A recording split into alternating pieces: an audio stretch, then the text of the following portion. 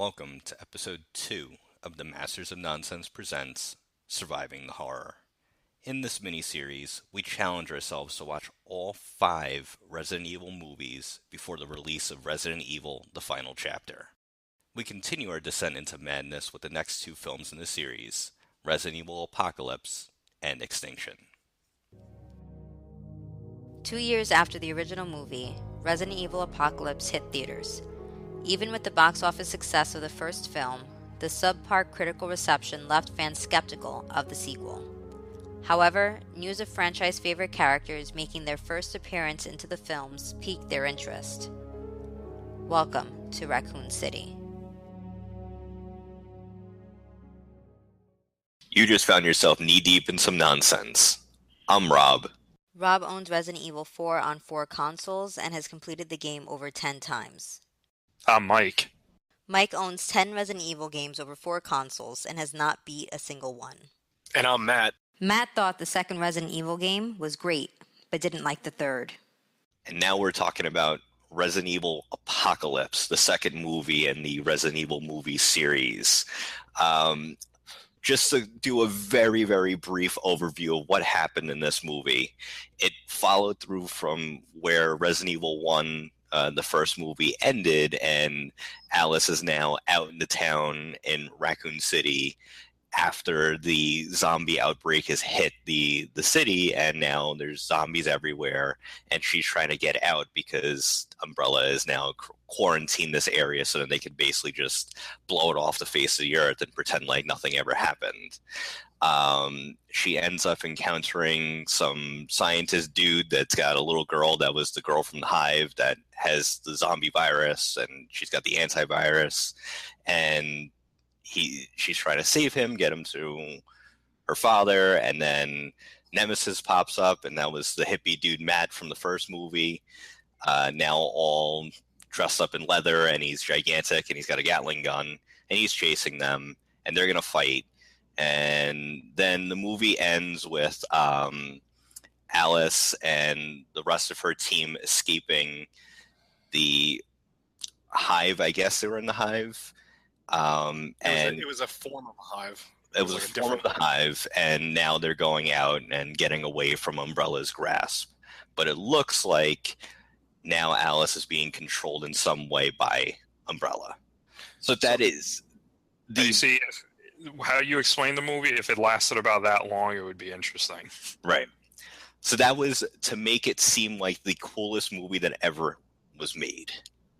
So, on that note, I thought, because I already know where I stand on this movie, and I'm pretty sure I know where you guys stand on this movie, to make things a little bit more interesting, I thought we would start with what was good from this movie. And I'll throw it to you guys to see what really stood out to you that you enjoyed from this film. Well, can I just say one thing before we start with any of this? No. Why does this series make no fucking sense at all? Let's start with the good. Actually, I'll say that's one of my favorite parts of it, because when I don't understand what's going on and it's just out of its fucking mind, that's when I like it the best. When it's actually boring, zombie stuff, that's when I don't like it. I love the nonsensical bullshit of this series. This is what I'll tell you guys, okay? These are my notes for the first movie, right? You see, it's 4 bullets, and because I thought it was mostly good. These are my notes for this movie. As you see, there's actual scrolling here, okay? So for me, I found it hard to find anything positive other than the fact that it was at least 90 minutes. Yeah, so that was my number one, was that the runtime for this movie was 1 hour and 33 minutes, including credits. So that puts it at under 90 minutes of pure content time for me. That was a big one. I like the end credits song that they used, which was Slipknot, which is cool. Let's see. I have... Yeah, that's it. Now it's just complaints. Okay, well, So I have a couple of... Oh, you have good stuff? Yeah. Oh, So for me, I liked Odi Ferreira plays Carlos Oliveira, who's a character from the third game, which it's funny because Odi Ferreira is Israeli, and they're making him play a Spanish guy, which makes no fucking sense. Next thing is that he jumps out of the fucking helicopter, and you could tell he's just standing, and they're filming him sideways shooting. Yeah, so that was actually my first note: is why did Alice fall so much quicker than Carlos? Because she's got the T virus in her. Okay. Another thing I kind of liked. Oh, my favorite line of it's actually in the trailer. So Odie Ferrer like throws a knife and hits a guard next to Alice, and in the trailer he's like, "You missed one." Like it was like some Antonio Banderas shit. When the movie cut though, they just have him go, "You missed one," and it sucks because it's like that was my favorite part of the trailer. That's funny. I forgot that we used to joke. We used to joke about that all the time, and that was like the second movie where the trailer lied to us. The first being the transporter deflecting the nuke with the snack tray, which never actually occurred in the movie, and then now this with that line that we never heard, and it was dubbed over by like somebody else. It seemed like. Now, two maybe minor things I kind of liked that they did stars, even though they get wiped out like nobody's business. Did you notice the cowboy guy on top of the roof? Yeah. Okay. Yeah, he got dunzoed with a rocket launcher. But you know that's Capcom's bullshit way of pleasing Capcom fans, because that character is actually in Dino Crisis a fucking nerd for knowing that. But and then on top of it, him saying stars, which me and Rob definitely probably had a little bit of a smirk when he said that. A little bit. So. Is that it? I think that seems like the highlights of this film. So I'm going to go through and stop me. I have all my notes in order, and there's a ton. I have about 25 bullets here. I'm not going to read all of them, but I'm just going to go right from the start. One thing that really, really bothered me, and it's something that we talked about in the first episode, is the score for this was terrible because it sounded like a very, very generic, action movie compared to what they had already established in the first one, which I thought was a really good tone for the entire series. When you hear that, like, I felt like that was something that would immediately click with any other fan as they're watching this film, these movies. I'd feel like this is the type of thing that I want to hear when I'm seeing these movies. I think they couldn't afford someone like Marilyn Manson again, because this one looks... It looks low budget. It's like the first one. It has a low budget feeling. I think because they went bigger with the zombies and the Nemesis outfit, they probably couldn't afford a good score. Well, that's what's actually funny. As the movies progress, the zombies actually get better looking. Yeah. That's true. Then I'll go into the fact that the Lickers now went from being the big boss from the last movie to now being the grunts in the beginning. And for whatever reason, the most hilarious church scene I've ever seen. Okay, wait. So you guys mentioned the church. I have this as a note. How big is this fucking church? How long are they in the church? They're in the church for a half hour, and then walking around. Not only when that, are they getting out of the fucking church? That's what I mean. How big is it? It's not a fucking stadium. It's a church, right? There's like levels to this shit. And then on top of it, why is this a breeding ground for these zombies? There's like the priest's like sister or mother or whoever the fuck it is on the top who's a zombie. You got the Lickers. You got all these things happening. It's like, what the fuck happened that everything showed up at the church? Here's my other question about the church is, how many churches did Alice ride a fucking motorcycle through before finding all of them? She saw they were empty, so she was like, oh fuck, there's nobody here. I figured someone would go. Right, because she just blasts through and then just wipes out everything, but like with no thinking at all. I'll just drive this through there and now I'll kill everything in sight. It's like, in order to make it so cool, they defied physics, like everything. Right. The other thing is, why were zombies coming out of the cemetery? They didn't get bit. Was it airborne like The Walking Dead? Well, yeah. This is the thing. The virus started in the hive, right? And it was, it went through the vents. Not viral after. No, but the thing, it seeped through. It's like airborne. So that if you think you're completely underground and it's rising up through the city. Oh, come on. Right. Then everybody would have gotten infected. Well, I think overall, I feel like this is like the Walking Dead thing. Where with this movie? That's the only thing that made sense. How could they rise up? This movie doesn't make fucking sense at all. That's the thing. But the thing is, they're all infected. They don't know it yet, though. That's the Walking Dead. I think I it was know just that, but fucking apparently it's bullshit. fucking Resident Evil 2 because of the. Now here's the question. Oh. Okay, This is more a technical question for Rob because he's the OG of zombies. But Matt, I'd appreciate your viewpoint on this. Hypothetically, you died of a severed neck, right? You broke your neck. Right. In this universe, they say it's neck trauma, like cranial trauma, or like brain trauma, right? Right. Yeah. To stop the zombies. So you're dead, buried, and your neck is broken. Yeah. Would you reanimate? No. No. You wouldn't.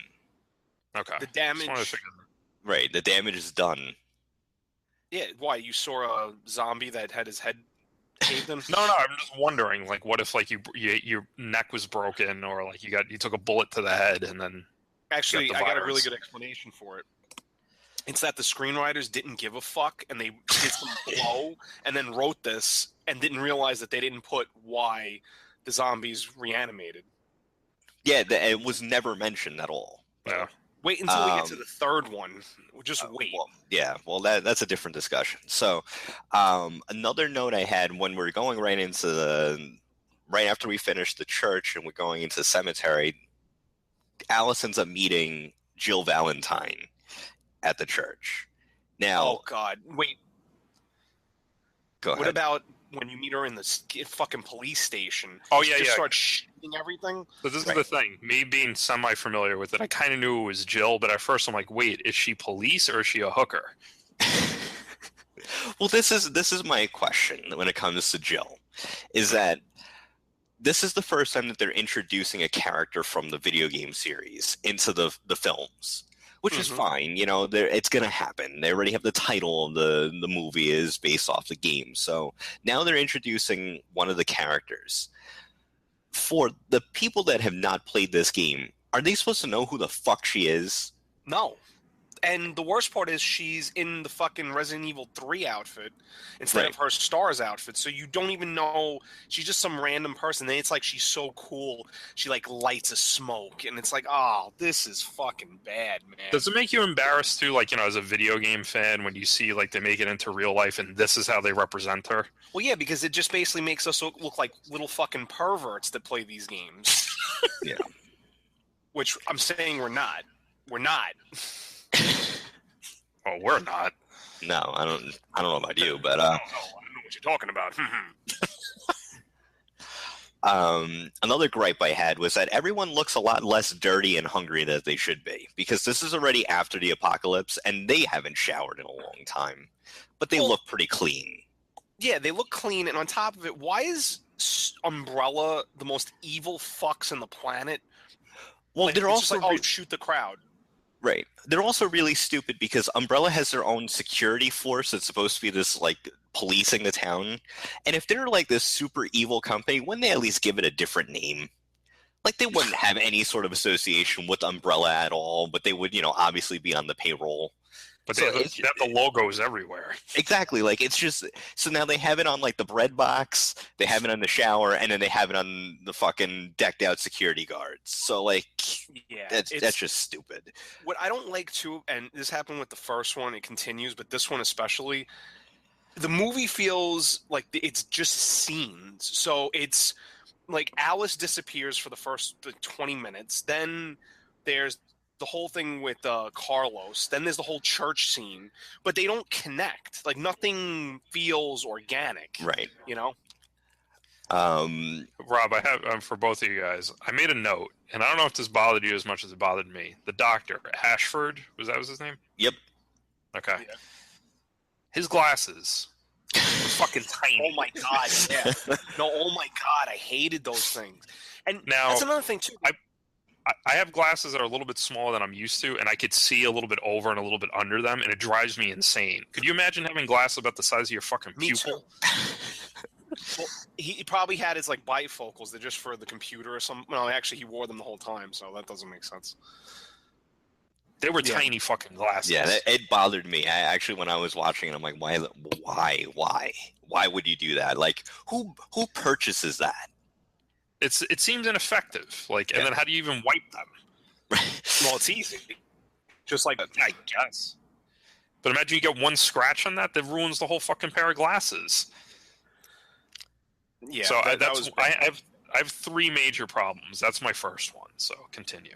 Okay, so now I wanted to go into Nemesis. So Oh God. the Oh, Jesus Christ. so Nemesis is, a pretty well renowned character within the Resident Evil video game franchise, and was basically the star of the third Stars. game, as he was chasing down the team, Stars. with Jill being his main target in the games. What I want to know is that you have this guy that's clearly 8'13", and he weighs at least like 600 pounds, and he's decked out in leather and these giant boots, and he's got a rocket launcher and a Gatling gun. First of all, he doesn't need either one of them because he's gigantic, but he goes and he finds like the one like hole that all of the remaining stars are. And he wipes them out completely, leaving I always forget his name. Mike I think Epps.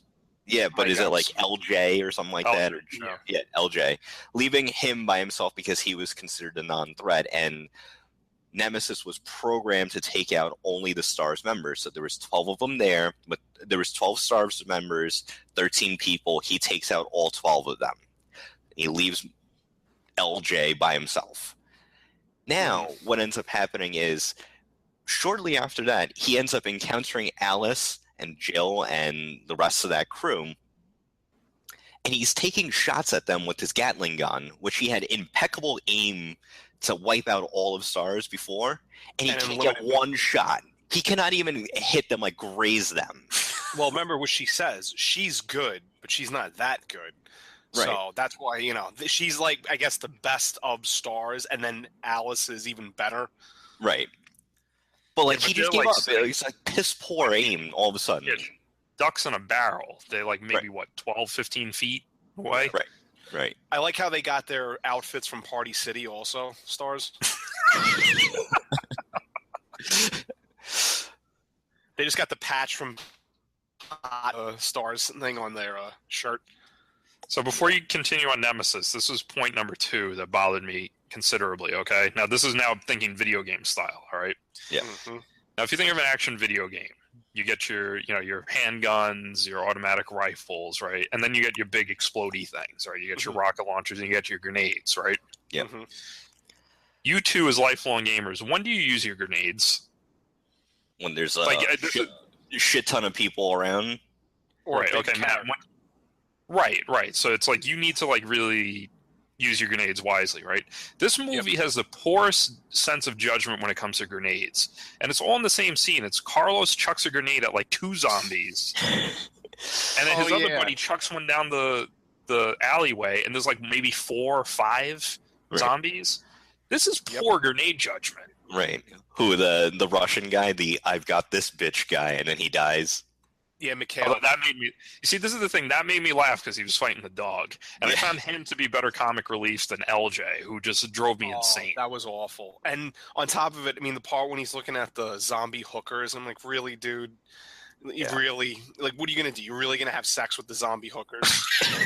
Use protection. Listen, if a bear is hungry. Oh God, that's a scene we don't need. Right. So, any other random rants you want to go through? Because I have a couple notes, but I'm going to breeze through them. I just want to know what was your guys' take as the estimated population of Raccoon City, because I thought of this as a small city. This seems to be millions of fucking people here. I thought it was like the size of Cleveland or White Plains or something. White Plains. Actually, no. You know what's funny? I always thought Raccoon City was like New Rochelle, where I thought it was where you used to live. Yeah, because the police department in New Rochelle looks like the police department in Resident Evil 2, which is in Raccoon and City. even the bank in your old neighborhood looks weird. So I always thought that, man, fucking zombies, man. So but the skunks used to chase you. The estimated population in Raccoon City is actually 100,000 people, just so you know. Wait, you fucking looked that up? I just looked it up, yeah. No, that's because he shot that many people in Resident Evil 2. That's why. Yeah, is that your body count? Oh, Resident Evil 5. That's a different story. Oh, don't forget 4. 4 I took out all of Spain, but... Yeah, Did you get Carlos, or was he in Israel at the time?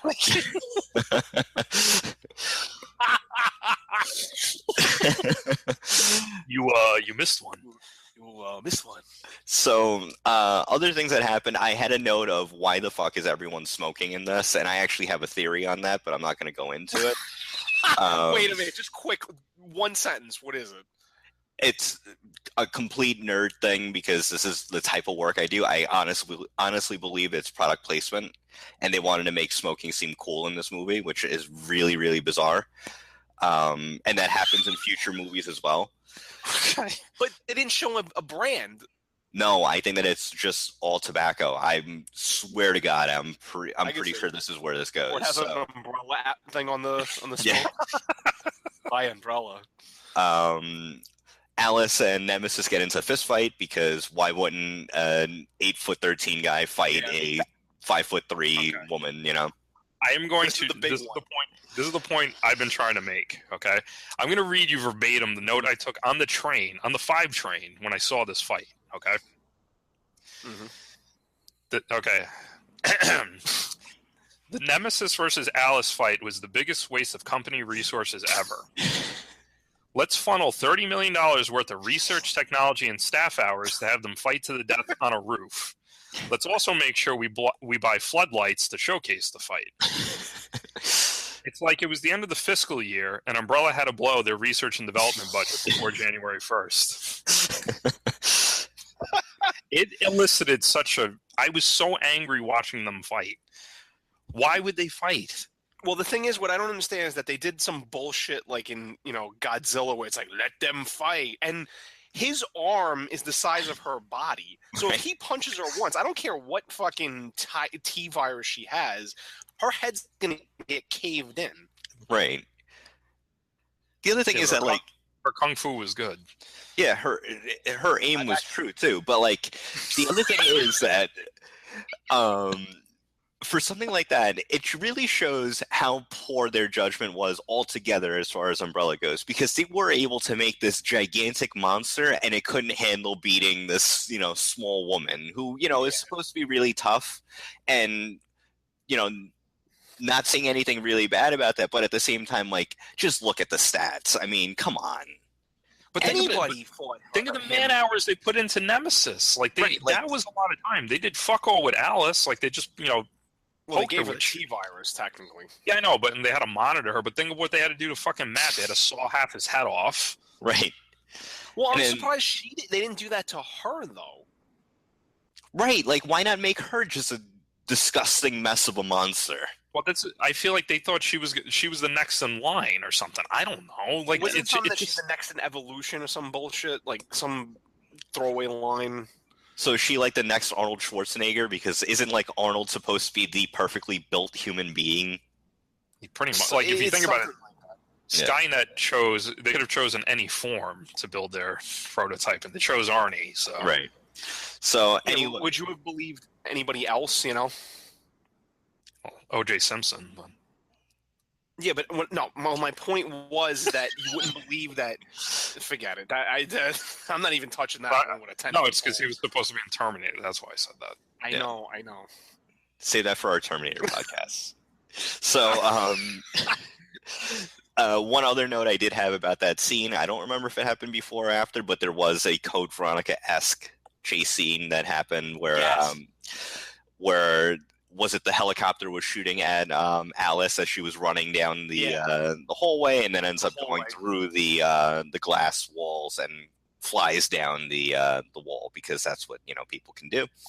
No, but what she does, remember what happens also in Code Veronica? She drops the gun and then shoots them.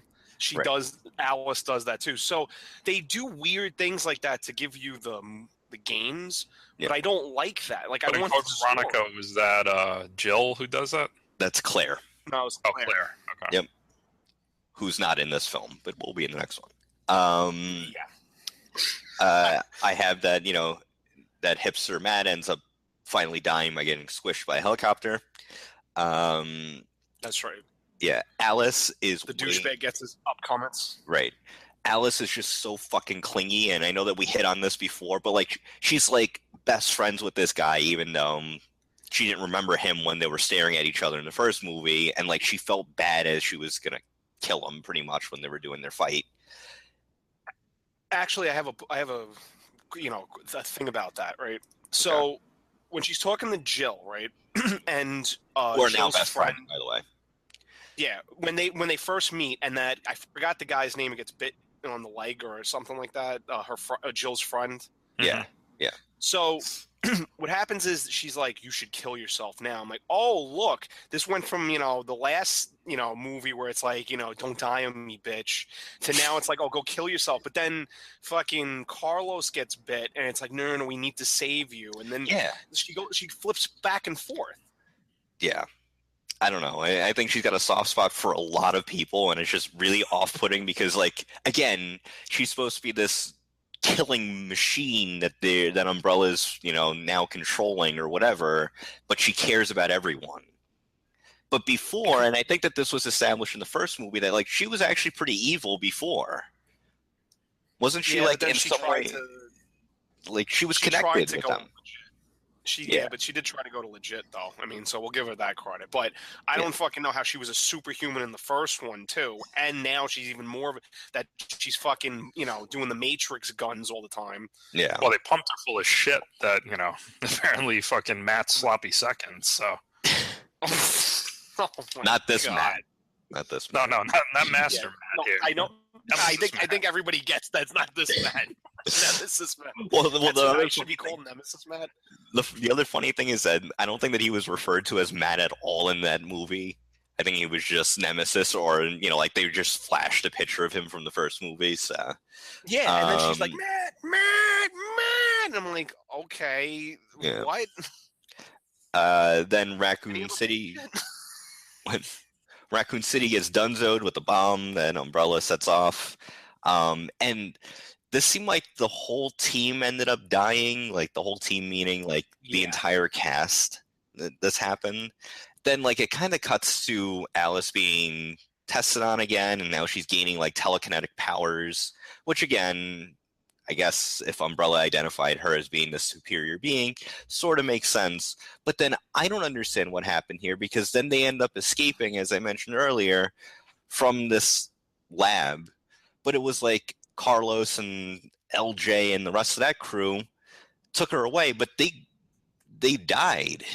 What I didn't understand is that they're on the news. It says that, oh, well, we're looking for these two people that, said that it wasn't a bomb, it was Umbrella. And then they're working in Umbrella. Wouldn't every Umbrella employee know that these two are the most wanted? Right. So really, really confusing. But the scientist guy at the end, who's in Game of Thrones, I forget his character's name. Yeah, his name's Ian Glenn, the actor, but he's Jorah Mormont. Yeah, he seemed to know something was up. I mean, my question is how they get the fitted uniforms. That's a good question. Although it works in Hitman, though. They went to Party City and got fucking off the rack. And like I said, when they went to Hot Top and got the Umbrella patch, and Jill was sewing it's not be sexist. Carlos was sewing the night before to save Alice. So, very quick observation. I'm not one to body shame or judge or anything, right? But any of these guys in the movie, are they picking up any dumbbells? Like, what the fuck is going on here? It is called Apocalypse, so they might not have enough time to go ahead and work out. I think it was one of those things where they didn't have enough budget to get them in the gym, and they were just like, look, guys, this is your off season. We can't give you as much money as the big budget movies, but you want to just throw on some pair of slacks and just act like you're in the apocalypse? Yeah. So, anyway, overall thoughts, very, very quick review of Resident Evil Apocalypse. The first movie I thought was good. In the sense, for what it's worth. It was like good horror zombie movie. Yep. This movie, it wasn't as, I thought it was going to be a lot worse than it was when it started, because it started off horribly. I think it just was confused because it had had a lot of action and comedy for a zombie movie, in my opinion. So, it kept things moving, but, it wasn't the worst thing I've ever seen, but it definitely, I was looking at my watch, and then, like I said, I had a near meltdown on the train with that fight scene just being a waste of resources. So, yeah, Matt, what do you think? First one I thought was okay. This one I actually didn't mind because it was so cheesy. I was laughing like a lot of times. So, I mean, it's not a movie I'm going to throw in every week, but it wasn't bad. It was like just fun to make fun of. Like that's so bad it's good. Yeah. And I would sort of agree, but I feel like this movie was terrible. It's fucking horrible. I would have said that this was my least favorite in the series, but that's only after watching 1 and 2. So there's still more to come when it comes to this series, and we'll hit on the rest. But Resident Evil Apocalypse, not my favorite. I think a pretty big miss compared to where they could have gone with this series, especially if they could have brought in other characters. I'm glad to see that they started bringing in video game characters like Jill Valentine, but she didn't belong where she was as like a secondary character, especially for this type of series. And then any other characters that they could have brought in, I'm kind of glad they didn't, because it would not have fit. So all in all, I still think Resident Evil, the original movie, was decent. This one was a major, major miss. And yeah, we'll continue talking about this series in a few. Much to the disappointment of Resident Evil video game fans, the film franchise still proved to be a major draw to theaters. In September 2007, the third film in the series, Resident Evil Extinction, made its way to the big screen. Even with promises of more video game favorites joining the cast, fans began to expect the worst. But did this movie right the wrongs of the previous films? All bets are off. Resident Evil Extinction. Oh God! This movie could have gone the way of the dinosaurs. All right, Oh, so to give the brief synopsis of what happened in this movie, you would have to give a shit about what happened in this movie because I have no idea. I have the perfect formula for you how to explain this movie. Okay, it's The Prestige meets Texas Chainsaw meets Mad Max, but with none of the good parts. And I would even put The Stand in for the shitty crows and the weird and the telekinetic bullshit. I would guess it would be a little bit of Akira. I don't know what they were going for with that.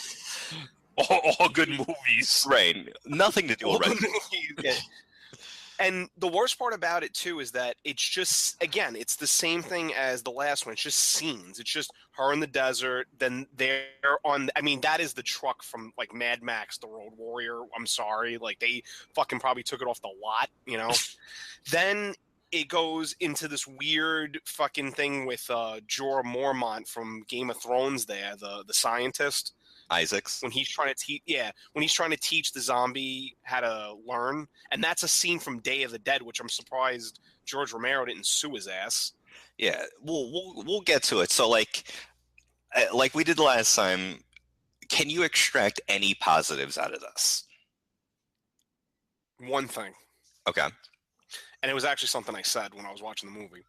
So, the guy with the cowboy hat? Yep. Okay. That was Johnny Cage from Mortal Kombat. The movie? The movie? Yeah. Okay. That was directed by Paul W.S. Anderson, by the way. So, returning guy.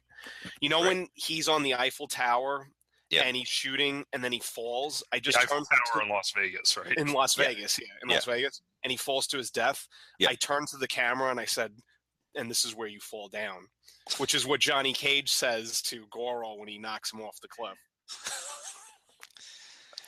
Okay. That's the time I was doing origami. And then my positive takeaway is this, okay? So, as a new dad, a lot of this is having patience, right? Yeah. So, there's the scene, we're cutting ahead a little bit, but the scene where they're basically trying to demonstrate that the zombies are learning and they can be domesticated. And they give the zombie like a phone and he knows how to flip it open and use it. Then they give him a camera and he takes a picture. Then it gives him the little fucking block gimmick where he's supposed to put in the different shapes. Yep. So I'm watching all this and I'm not impressed because my 1-year-old son does all this shit, right? Yep. Then I see what happens when he can't get the little square block into the square hole and he flips out and starts killing everyone. And I realize this is what my son does too. And he kills everyone? He attacks. So... Now knowing this, that I try to protect my throat. And Can I ask you something? Why did this? Okay, there's not that many people in the world at this point, right? Living people. Let's just, yeah, okay. Why would he lock the two scientists and they didn't get bit? Like, you need more people. Right. They have fucking technology that's the technology in this movie made no sense. Where are they getting the electricity from? How did they create shit that's beyond fucking anything in the 21st century? Like with the fucking water orbs? In the... Oh, yeah. Yeah. Oh, and that's another thing, too, is that they did another scene from a movie in the beginning. The beginning, I fast forward through because it looked like the same thing from the first movie. It's Alice waking up and... Yeah. Oh, okay. That's when you know it's a bad movie, when it starts off with 3 full minutes of a scene from the first movie. Oh my God, it was horrible. I was fast forwarding it. Yeah, so here's where my good parts of the movie work, because it plays into what you're just talking about. The music in the beginning brought back the stuff from the original movie. So I'm like, oh, okay, now they're trying to get that score back in there. They got the feel back or whatever. Then the movie starts off, and I noted this as being decent because it used the same exact open from the very first movie, and that was the only good scene in this movie because it was the scene from the decent movie in the series. Everything else is just complete garbage. Okay, I disagree. There is one other thing I loved in a bad way, but we'll get to it because it's at the end. So continue. Okay, and actually, I did have one other thing that I liked was there were a couple scenes that I thought were kind of cool. Like there was one part where LJ was getting. In all my notes, he's JT for some reason. He's getting Okay. He's like in a room and he's there's a couple zombies there, and then like he freaks out and he sees a zombie coming at him, but it was actually he was looking at a mirror and he had no idea, and the zombie was behind them. So I thought that was kind of cool. The way that they shot that visually looked kind of cool. But yeah, that's all my good stuff. Yeah. One thing, can I ask you why again? And this has been a trend in these movies so far. Every time they introduce a bunch of characters, they kill them off within a half hour. So Ashanti is like, what's his name? LJ's lover in the movie. That's Ashanti, the singer, Yep. She dies, like nothing, Yep. All these people die before the hour mark. Like, why do you introduce them then? Because they don't mean anything. Well, I mean, it's a zombie apocalypse and people are going to die. They're going to die, Okay. But movies do even bad movies do a little better of just giving some character. Like, there's no characters at all. Well, they're just fucking. They only wanted to pay him for a couple days. I guess so, man. I guess they blew their budget on the zombie effects or the great CG that was in this movie. Right. Well, the zombies were better. Right. The one thing to note. The one thing to note is that these movies are actually grossing higher and higher each time they're being released. So to even joke about the fact that they're low on budget is completely asinine because they actually get more and more money for this shit. Yeah. This is sad because this is like the Transformers movies. They just keep making more and more money. Yeah, and I have something that I'm going to say at the very end of this that is the biggest shock to me, and it sort of has to do with the movie, but it's something more on the personal side of the movie. So that's a little teaser for the end. But okay. So, in terms, you said good stuff. Yeah. Fucking Isaacs, that's the name of the doctor. Yeah. Jorah. He puts in the fucking acting performance of a lifetime, man. He took this shit really seriously. Yeah. Like I got goosebumps when he's like, they yearn for flesh. But then why is he? They can't eat them. It's like, wait, they yearn for the flesh, but they can't eat it. Yeah, or they don't need it. They just they yearn for it, but they don't need it. What does that even fucking mean?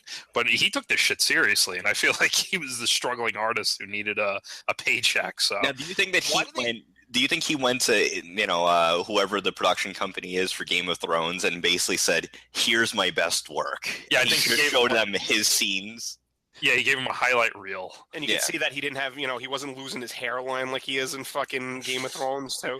The worst thing is that they get good, actors. Like, they got him. They got, in the movie before, the guy with the little tiny glasses we were talking about. He's a really good actor, too, Jared Harris. Yeah. They get these great actors, and then they shit all them. The first movie had the guy from Rome that we like. James Purfoy. this is 3 movies in a row we're getting good British actors and putting them in the shittiest movie possible. Yeah, I will say, while the cast, it seems like they're pretty decent. They have like a pretty good, resume, I guess you can say. They don't like. It feels like it's Mila Jovovich by herself with a bunch of like C-level actors across the board. That's how I feel about it, because I still think that she puts in a good amount of work, and she does pretty good for what she's got. But everyone else around here, and like Isaacs puts on the performance of his life, but after that, it's like, what the hell is going on? Okay, Well, look, I think just very quickly, the best part of this movie is that LJ dies. So. Oh yeah, that was a big highlight for me. yeah, but he took out fucking Carlos, and that pissed me off. And it was like, what a dick! He didn't say anything. Right. Another thing about Carlos, what the hell happened to him? Because I understand that this was a zombie apocalypse, and now we're very deep into this, and they don't have that much food around there. But he literally lost about 50 pounds of muscle between the 2 movies. He did the Ric Flair thing. So Ric Flair, pro wrestler, wears knee pads, but he puts them under his knees because his calves are so small. Yeah. Carlos had the fucking elbow pads on that like covered his whole arm. Right. Well, he probably went to just like the fucking local little league place and just bought them. Right. Or Party City. Party City. No, I will disagree with you. 2 actors I really liked in this movie. So I did like O.D. Ferrer, even though he didn't really do that good of an acting job. But again, Lyndon Ashby was Johnny Cage, and the guy, the tech guy in that minivan. Yep. So that guy played in 2 shows I love, Dominion and Kings, and he's the main character in both. And even though he's in a shit part, I was like, oh, that's cool, he's in this. Maybe this is what he sent in to get into those 2 shows. Both shows which are canceled, by the way. So. Yeah. So this one actually was probably more successful. One after 1 season, one after 2 seasons. I will bring up that there were some references to the games, which I thought was kind of cool that they tried. But again, they tried, and not necessarily means that they succeeded. Like the fact that Alice was finding like the journals, which is very similar to the way that Resident Evil games play out, and that you find. Oh, I didn't even get that. You find, like books and journals and letters and things like that, just to give you a little bit more context to the story. But unfortunately, when she was finding these journals, they actually seemed like they were actually Nathan Drake's stuff instead of a Resident Evil one. Oh, I didn't get the whole thing with let's go to Alaska because there's the last civilization. Okay, it's not like fuck. I thought everything melted and everything dried up. So where the fuck are they going? Not only that, but they're going from Vegas to Alaska.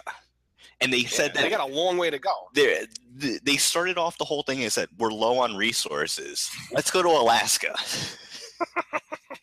And then they didn't have any they get a helicopter in Vegas to go to Alaska. Right. And Claire Redfield. Right, Claire Redfield, now another character from the Resident Evil video game series, gets introduced here. Another situation here where I don't know where the fuck she was supposed to be coming from, because is the game canon for the movie, and are we supposed to know what her backstory was? But in no part in her backstory in the video game series was she able to fly a helicopter, but she did that in this movie. There were other characters from the games, including Albert Wesker, which was fucking terrible. Like, Albert Wesker is he's supposed to be like this stone-faced, robotic, evil person. And as soon as they... It was just the act. His acting, like, I saw expression on this guy's face. It happened once, but that pissed me off. No, you know what pissed me off? No expressions. No, what pissed me off is that he had short hair and he should have the slick hair. That's what pissed me off. And he looked a little chunky compared to what a Wesker looks like. He had the shades. He did have shades. Yeah, he did have the shades. So now... Go ahead. So we get through this a lot of boring bullshit to get to the Las Vegas scene where they think they're going to get gas and resources. Right. There's this huge fight, and it sucked. Well, here's what ends up happening too, because basically part of the story was that Umbrella was tracking her, and they ended up finding out that where they were going to go in Vegas, they dumped like a shipping crate of zombies there, so then they can battle it out with the zombies and then basically shut down Alice in this moment, so then they can wipe out the rest of the team. But Alice is there with these like 2 blades, and she's slicing all their throats. That's not how zombies work. I know. This goes back to what Mike said about how do you kill them, and she's just slitting throats. Right. The cowboy dude that you were mentioning before, he's dumb as fuck, because the world has been infested with zombies for 5 years. That's one of the big plot points here, that it's been 5 years going and there's zombies everywhere. And he had no idea that LJ was bit. And he was sitting in the car with him. No one knows. No. Don't give bullshit to him. No one did. They were riding together to go to Vegas. And O.D. Ferrer also didn't know, and he gets bit too, so. Yeah, well, he's Look, dumb. you're trying to defend Johnny Cage, all right? Yeah, get over it. He's dumb as fuck. Don't you make fun of Johnny Cage. He did a split on the Eiffel Tower when he fucking fell. That would have been awesome. He punches the zombies in the nuts. Another thing that did happen were it took 3 movies for this to happen, but there were crows in this, which is a pretty big staple in the Resident Evil series games. So the crows end up attacking, and there was like thousands and thousands of crows now going after their base or whatever, and killed a couple of people in their team. But they wasted so many fucking bullets. Like, they're all concerned about conserving ammo and food and all this other stuff, but they're trying to shoot fucking birds. Just run away. That part of the movie was the part when I started checking out when fucking Alice comes out of nowhere and telekinetically shoots a fireball that swarms all the crows. And I was like, all right, I can't fucking do this. Like, I had to walk away. Yeah. So I have other stuff here, but one story I did want to share is that I didn't mention this before. I did mention in the first one that Resident Evil 1, we saw that in the theaters together. Well, me and Mike did. Resident Evil 2, I saw that in theaters. Resident Evil Apocalypse, I saw that with my now wife. Resident Evil 3, I did not see in the movie theaters. And I remembered when I saw this for the first time this was back when we had a Netflix subscription when they would send you the DVDs. And I had just signed up for a free trial. And this DVD came in. I had just started a new job. I was exhausted. I was probably about 2 days into the job. I get home. I see, oh, here's the new Resident Evil movie. I should check this out. So I put the DVD in the player. I get through about 15 minutes of the movie, and I'm staring at the TV, and I'm like, why the fuck am I watching this? I hit the eject button, put that thing back in the sleeve, walked to the mailbox, and sent that shit back. Then I went to watch it when it was on cable a couple months later. I made it to maybe 5 minutes further into the film. Now, still could not get through it. When we were doing this project, I'm like, fuck it, I'm going to sit and watch it. So I watched the movie, realizing that I had no idea what happened, nor did I give a shit as to what happened. And then I had watched this a couple months ago when we were starting this project. Here we are today. I had the movie on before we're having this conversation. I still can't tell you half the shit that happened in this movie, and I was still angry the entire time I was watching it because it's so fucking bad. You know, this is the first time I watched it. Well, I'll just say this is the first time I watched it, and this is the last time I watch it. Yeah, it's. So can I get? Tough. Go ahead. So can I just get to my favorite part of the movie? Did it have any favorite part of the movie? Did it have anything to do with Isaac's losing his shirt, but he keeps his pants on after mutating? It's like the Hulk, right? No one wants to see any tyrant dong. I mean, come on. Or do you think his dick had tentacles too? Oh god. Probably has like throngs, like a cat's dick, like. Jesus. Just kidding. No. So my favorite part is when he's bit and everything, and he's like, "No, you must go." And they weirdly, him and Alice kiss. Like all of a sudden, they have a relationship. He gets in the car. He flips the car over into the mass of zombies. He's got a bunch of dynamite, and he's like, "Oh man, I could really use a smoke."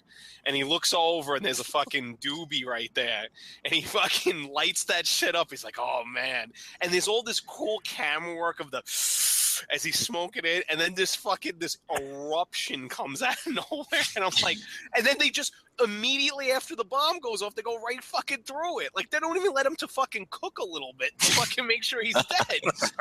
They probably ran him down too. He probably had a chance. He's probably alive. Like, oh shit, I burned off the fucking. I'm cured as they run him over. He just explodes. But that's the other funny thing. Isaac puts in the performance of a lifetime, right? And then Carlos there, he's actually smiling as he tells Alice, "This is how I'm gonna reenact him saying this." So we lost half our people over the past few months, and smiling. It's like there's no thumbs up to the camera and winks. Yeah. Like, oh, shit happens. So all of that people walked into a bar and never came out, huh? Isn't that fucking sucks? Oh God. So Now, go ahead.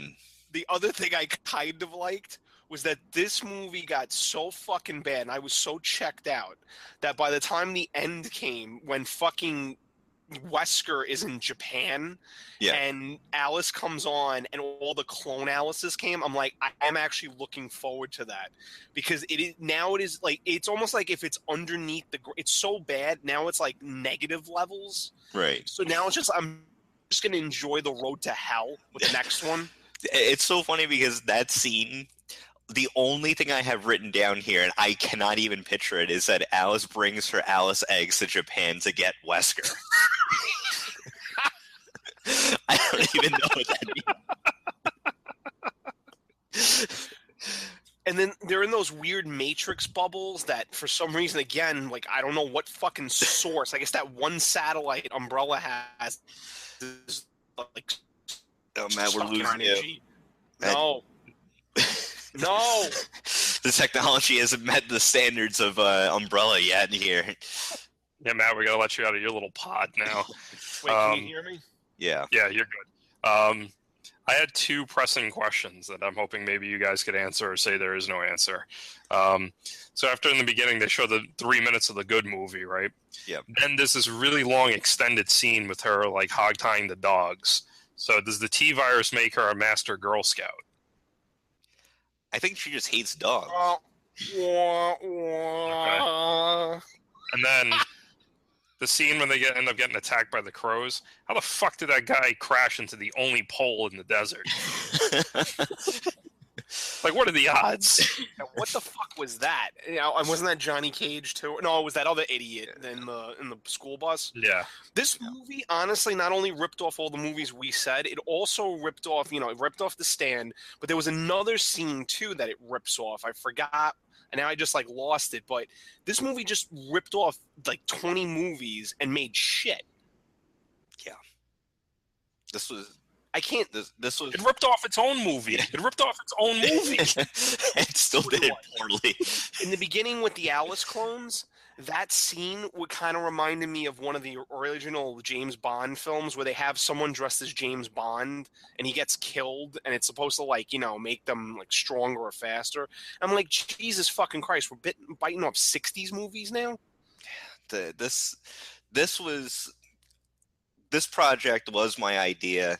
This is when I questioned my idea when I sat and watched. Yeah, I hate you for this. I know. I've questioned this idea since Jump Street, but this is the part where I'm now actually really angry with you. Yeah, I feel like it's gotten so low that I can only love the next two movies. It really, the bar is set incredibly low for the rest of the series, and it's just I don't know what the fuck they were thinking.